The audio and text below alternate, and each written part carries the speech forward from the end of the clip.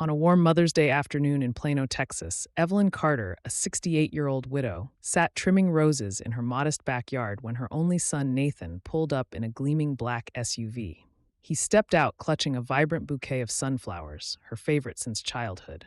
Nathan, now 39 and the founder of a booming software startup, hugged her tightly. "Mom, Sophia still wires you $4,500 every month, right? I just want to know you're okay." Evelyn's shears froze mid-snip. For 9 months, she'd survived on senior center meal boxes and neighborly casseroles. "The center's been a godsend, sweetheart," she murmured. Nathan's brow creased.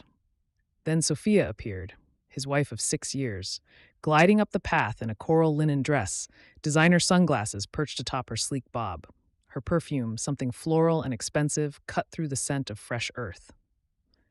"Oh, Evelyn, you must have misplaced the deposits," Sophia cooed, flashing a practiced smile. "I hand-deliver them myself." Evelyn met her gaze. "Funny, no envelope ever found its way into my mailbox." The air thickened. Nathan glanced between them, confusion clouding his easy grin. "Soph, you've been handling it, haven't you?" Sophia's laugh tinkled like wind chimes in a storm. "Of course, darling. Memory slips with age, that's all." Evelyn said nothing, only offered iced hibiscus tea and a slice of peach cobbler. But inside, a switch flipped. That night, beneath the glow of a single lamp, she opened a spiral notebook, once used for grocery lists, and wrote, "Track every visit. Trust no one." Over the following weeks, Sophia arrived unannounced with lavender sachets, artisanal jams, even a silk scarf. Never cash. Each time Evelyn logged the date, the gift, the exact words. August 3. Bank glitch, try again next week. No envelope. One September morning, Evelyn visited her local credit union. The teller, a kind-eyed woman named Rosa, printed 9 months of statements. 0 transfers. Evelyn's hands trembled, but her spine straightened. She knew accountants. She'd balanced books for 2 decades before retiring. If someone forged her name, she'd find the paper trail. That evening, she mailed a plain white envelope to Reverend Marcus at Grace Community Church, copies of her log, sealed with a prayer. "Hold this if anything happens to me," she whispered. As crickets sang outside, Evelyn stared at the moonlit garden and made a vow. "I raised a good man. I'll protect what's left of his heart and mine." But the next knock on her door wasn't Sophia with another empty gift. It was a stranger holding a folder stamped confidential, and the first real proof that the theft ran deeper than anyone imagined.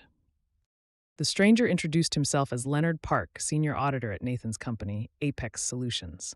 Rain dripped from his umbrella as he stepped inside. "Mrs. Carter, your son's assistant flagged unusual patterns. May I?"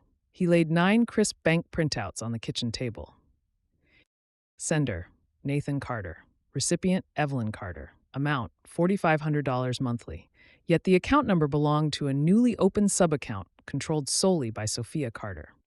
Evelyn's pulse hammered. "He signed for this?" Leonard nodded grimly. "Sophia brought forged ID and a notarized letter supposedly from you. Nathan skimmed the forms. He trusts her with everything." Additional sheets revealed company card charges. $1,800 spa weekends, $4,200 airline tickets to Napa, a $12,000 down payment on a pearl white convertible. Total damage, $48,300 in 9 months. Evelyn's fingers traced the forged signature, her own looping E, but the pressure too light, the tail on the Y too long. "She practiced," she whispered. Leonard's eyes softened. "I can help gather originals, but we must move carefully. She's clever." That night, Evelyn phoned her oldest friend, Judge-retired Beatrice Lang, who now mediated elder abuse cases. "Bea, I need a plan that protects Nathan without shattering him." Beatrice's voice crackled with steel. "Stage a neutral dinner. Let the numbers lie for itself." Sunday arrived. Evelyn roasted garlic herb chicken, Nathan's childhood favorite, and set the table with her mother's china. The beige envelope marked Charity Ledger sat innocently beside the salt cellar. Nathan and Sophia arrived at dusk. Sophia wore emerald silk. Nathan carried lilies. Small talk flowed until dessert. Evelyn slid the ledger forward. "Nathan, the women's shelter asked me to verify donations. Mind checking these figures?" He flipped it open and froze. Recipient, Sophia Carter. His jaw slackened. This can't be right," Sophia's fork clattered. "A clerical error, obviously." Evelyn's voice stayed velvet soft. Then why does the spa receipt match the exact transfer date? Silence swallowed the room. Nathan's eyes darted to his wife, betrayal dawning like sunrise. Before Sophia could spin another excuse, the doorbell rang. Leonard with a second envelope no one expected. Inside lay a single flash drive that would force Nathan to choose between love and truth in the next 60 seconds. Leonard entered, raincoat dripping, and handed Nathan the drive. Security footage from the bank lobby. Watch it with sound. Nathan inserted it into Evelyn's ancient laptop. Grainy video showed Sophia at the counter, sliding over Evelyn's forged ID, laughing with the clerk. Audio captured her voice. Mom's hands shake too much for signatures now. I'll manage everything. Nathan's face drained of color. Sophia lunged for the laptop. It's taken out of context. He blocked her, voice cracking. You used my mother's name to buy a car? Sophia's tears came fast, too fast. I was protecting us. Your mom doesn't need that much. She lives so simply. Evelyn cut in, calm as still water. I needed medicine, Nathan. Roof repairs. Dignity. Reverend Marcus, invited as a neutral guest, laid a gentle hand on Nathan's shoulder. Son, truth is a bitter cup, but poison stays poison until you spit it out. Sophia bolted for the door, heels stabbing the hardwood. Nathan didn't follow. The slam echoed like a judge's gavel. He sank into a chair, head in hands. I signed those forms without reading. I'm sorry, Mom. Evelyn knelt, cupping his wet cheeks. The fault is hers. The repair is ours. 3 days later, Beatrice filed civil suit. Elder financial abuse, fraud, forgery. Sophia's lawyer countered with marital commingling. The preliminary hearing loomed. Evelyn spent evenings updating her notebook, now evidence-tagged Exhibit A. Each entry felt like stitching armor. She also drafted bylaws for a new nonprofit, Second Dawn Fund, to counsel seniors targeted by family theft. The night before court, Nathan knocked softly. I'm testifying tomorrow, for you. Evelyn hugged him fiercely. Testify for truth, sweetheart. That's enough. But at 2 a.m., an anonymous text buzzed Evelyn's phone. Drop the case or the foundation burns, literally. Attached was a photo of Second Dawn's future office, red gas can on the doorstep. Evelyn forwarded the threat to Beatrice and the sheriff. By dawn, deputies installed cameras. The gas can yielded Sophia's fingerprints. Panic move, sloppy. Court convened under fluorescent hum. Sophia, in severe navy, clutched tissues like a prop. Her attorney painted Evelyn as confused elderly. Beatrice countered with the notebook, bank footage, and Leonard's live reconciliation of every dollar. Nathan took the stand, voice steady. I authorized transfers for my mother's care. My wife diverted them for luxury. I was blind, not complicit. Sophia's sob rang hollow. The judge ruled swiftly. $40,500 restitution, principal plus interest, 5-year financial restraining order, mandatory ethics course. Sophia's face crumpled, not remorse, but defeat. Outside, reporters swarmed. Evelyn shielded Nathan. No comment beyond this. Forgive if you can, forget if you must, but never stay silent. 6 months later, restitution arrived. Evelyn repaired her home, then seeded Second Dawn Fund. The office, once threatened, opened in a sunlit strip mall. First client, a 72-year-old whose nephew drained her savings. Evelyn held her hand. We start with truth, end with daylight.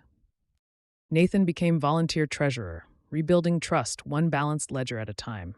Sophia vanished. Rumors said Cabo with a new mark. Evelyn sent no curse, only the letter she'd written months earlier, tucked into the wooden box. You taught me strength has no age limit. I release you to your choices. One spring evening, Texas Woman of the Year Gala. Evelyn in simple lavender accepted amid applause. Nathan stood proud in the front row. Her speech closed soft but sure. Justice isn't loud. It's the quiet click of a door you finally lock behind fear. Afterward, beneath a sky rinsed clean by rain, mother and son walked the plaza. Nathan slipped an arm around her. I used to think success was net worth. You showed me its self-worth. Evelyn smiled at the stars. And tomorrow we open our doors again, for every Evelyn who still believes her story matters. Yet that same night, an unmarked envelope slid under Second Dawn's door. Inside, a single check for $10,000 and a note in unfamiliar handwriting. Redemption starts with restitution. Thank you for the lesson, S. The circle wasn't closed. It had simply widened to let one more lost soul step inside. Evelyn stared at the check, pulse steady. No triumph, only curiosity. She deposited it anonymously into the Victim Relief Fund, seed money for the next betrayed grandparent.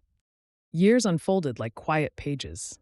Second Dawn grew to 3 offices, a hotline, even a podcast where survivors read their own chapters. Nathan co-hosted, voice warm with hard-won humility. One December dawn, Evelyn, now 73, found a letter in her mailbox, no return address.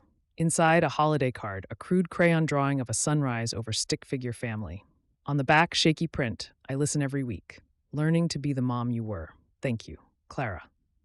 Evelyn's eyes misted.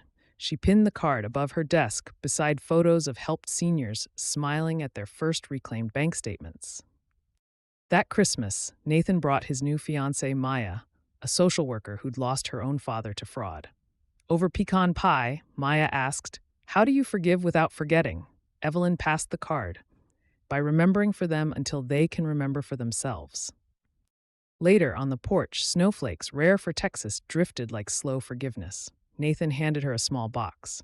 Inside, a new spiral notebook, leather-bound, embossed Second Dawn, Volume 2. "Write the next stories, Mom. The world still needs your ink." Evelyn pressed it to her heart. "Only if you keep balancing the books, honestly."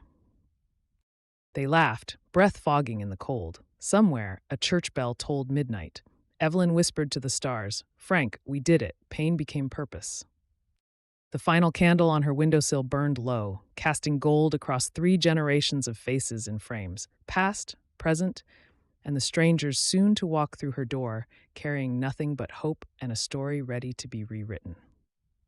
And if you're reading this under your own quiet lamp tonight, know this: your chapter isn't finished. Share it below. Someone out there is waiting for the sentence that sets them free.